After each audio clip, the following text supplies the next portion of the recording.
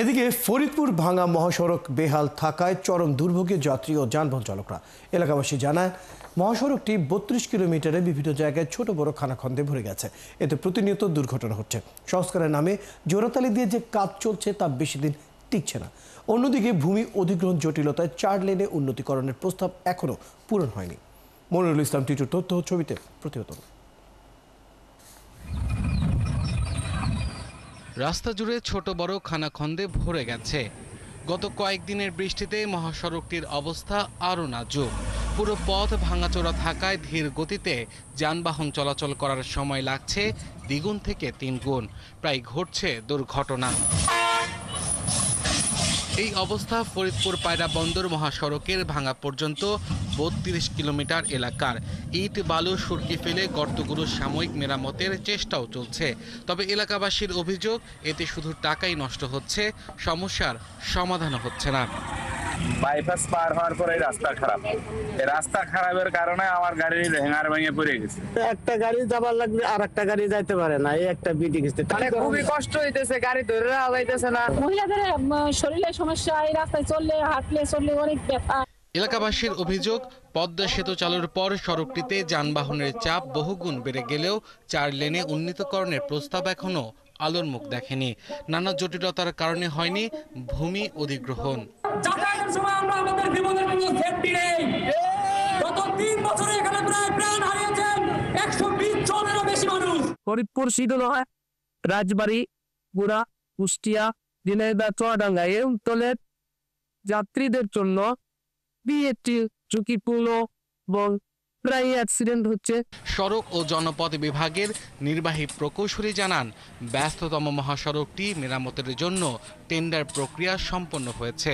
মন্ত্রণালয় থেকে 49 কোটি টাকা বরাদ্দ পাওয়ার পর গত মে মাসে আরবিএল কোম্পানিকে টেন্ডারের মাধ্যমে কার্যাদেশ দেওয়া হয়েছে। আর জমি অধিগ্রহণ প্রক্রিয়া শেষ হলেই মহাসড়কটির ফরিদপুর থেকে ভাঙ্গাগোল চত্বর পর্যন্ত 4 লেনের কাজ শুরু করা সম্ভব হবে।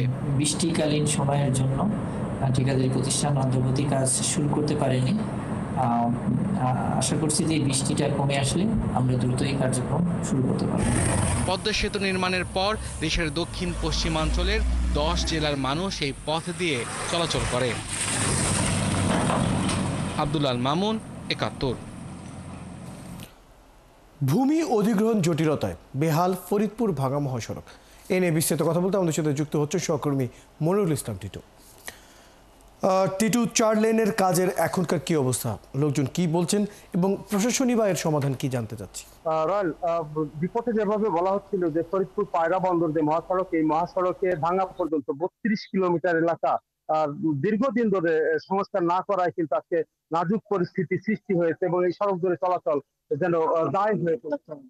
এই সড়কটি কিন্তু 4 লেনে উন্নীত করবার প্রস্তাবনা রয়েছে এবং সে অনুযায়ী বরাদ্দও দেওয়া হয়েছে এবং যে বরাদ্দ ভূমি অধিগ্রহণের জন্য প্রথম পর্যায়ে যে বরাদ্দ, সেই বরাদ্দ দেওয়া রয়েছে এবং দীর্ঘদিন ধরে কয়েক বছর ধরে এই বরাদ্দ এসে থাকলেও জেলা প্রশাসনের অবহেলার কারণে কিন্তু সেই বিষয়গুলো বাস্তবায়ন হচ্ছে না। জেলা প্রশাসনের মাধ্যমে যে এলএকেসের মাধ্যমে যে বিষয়গুলো নিষ্পত্তি করবার কথা ছিল, তারা কিন্তু সেটি করতে গড়িমসি করছে। আর যে কারণেই কিন্তু ফরিদপুরবাসী সম্প্রতি আন্দোলনেও নেমেছে এবং তারা যে কোনো মূল্যে যত দ্রুত সম্ভব এই বাস্তবায়ন চান এবং ইতিপূর্বে কিন্তু 23 সাল থেকে আজকে 26 সাল পর্যন্ত এই ভূমি অধিগ্রহণের যে সময়সীমা বর্ধিত করা হয়েছে এবং সর্বশেষ 26শে জুন পর্যন্ত, জুনের মধ্যে যদি এই কাজগুলো সম্পাদন না করা হয় তাহলে কিন্তু যে বরাদ্দকৃত যে 500 কোটি টাকার উপরে রয়েছে ফান্ডে, সেই টাকা কিন্তু ফেরত চলে যাবে এমনটি বলছেন। আর সেই কারণে